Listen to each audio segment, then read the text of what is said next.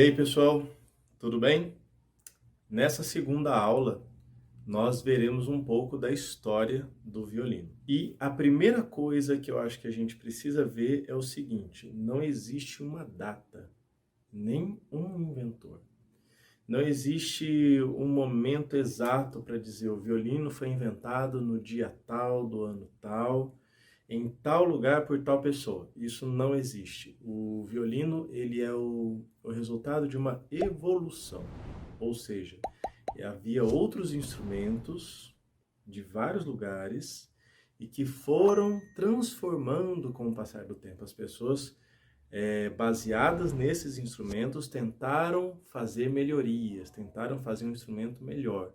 E aí nasceu não só o violino, como todos os instrumentos das famílias das cordas que nós conhecemos hoje. Violoncelo, viola, contrabaixo, violão, guitarra. Todos eles são fruto, né, são resultado de uma evolução desses instrumentos e do trabalho dessas pessoas ao longo de muitos anos. Isso quer dizer que, para a gente conhecer a história do violino, nós vamos falar de outros instrumentos. Nós vamos falar dos instrumentos que vieram antes dele. E o primeiro é o ravanastron. O ravanastron é um instrumento que foi inventado no Império do antigo Ceilão. Ceilão, onde hoje é o Sri Lanka, perto da Índia, no continente asiático. Ele foi inventado há mais de 5.000 anos pelo imperador do Ceilão, Ravana. Ele tinha vários nomes, um dos mais conhecidos era Ravana, e aí o instrumento levou o nome dele, Ravanastron.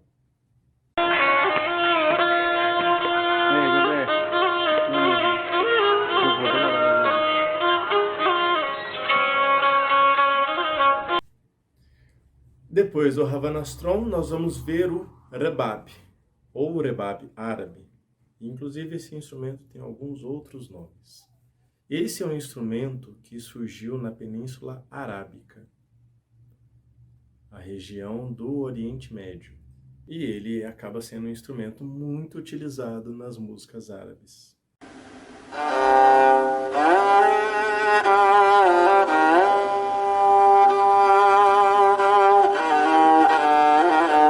No século VII, houve a ocupação muçulmana ou invasão moura na Espanha. O que isso quer dizer? Quer dizer que os muçulmanos, eles invadiram a Europa e se estabeleceram, eles ocuparam o país onde hoje é a Espanha. E desse período em que eles ficaram na Espanha, ou Península Ibérica, como também é conhecido, eles influenciaram muito os conhecimentos e a cultura desse povo nessa época. Então, nessa parte da história, nesse momento, a Europa acaba recebendo esse instrumento, o rebab, e esse conceito, essa ideia de um instrumento de corda friccionada através dos muçulmanos. Mais um instrumento, terceiro instrumento que a gente vai ver, agora é a lira bizantina.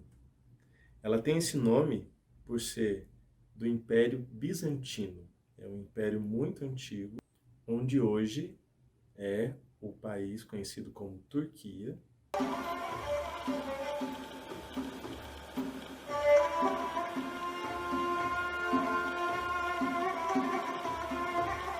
A lira bizantina, ela já é uma variação do rebab árabe.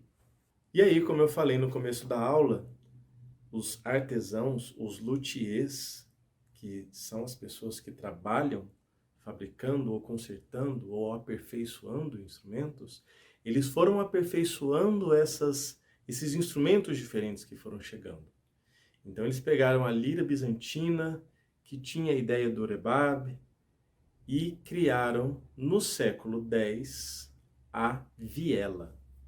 A viela já tem um formato mais parecido com o que a gente conhece dos instrumentos de corda de hoje, como o violino, o violoncelo, o violão. Ele já tem esse formato parecido.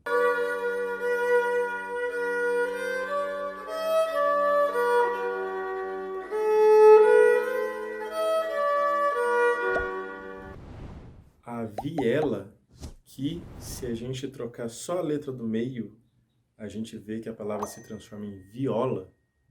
Ela vai dar origem à família das cordas como nós conhecemos hoje. Então a palavra viola vem de viela, que vem de toda essa trajetória, todo esse caminho até chegar no século X.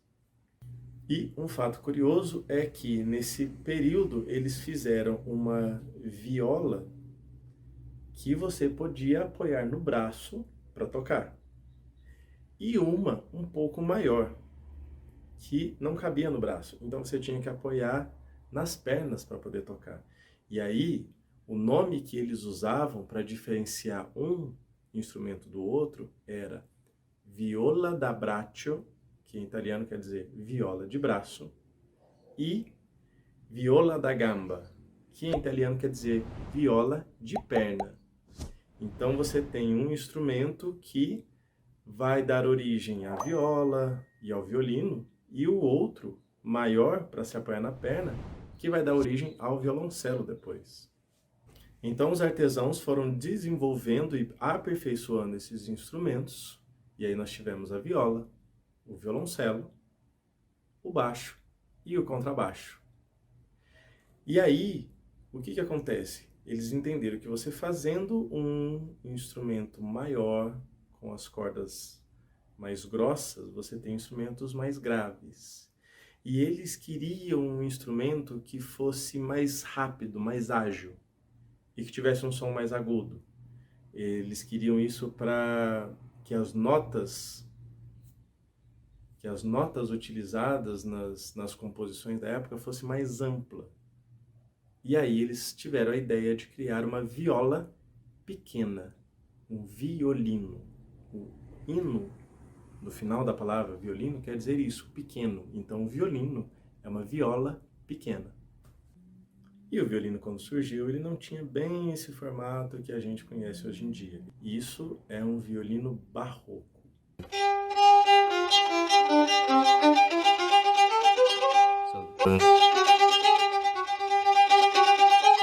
E através do aperfeiçoamento das técnicas para se construir o instrumento, eles foram mudando o arco, eles foram mudando o design do violino, né, o desenho do violino, até chegar a partir do período romântico, até chegar nesse violino que nós conhecemos hoje.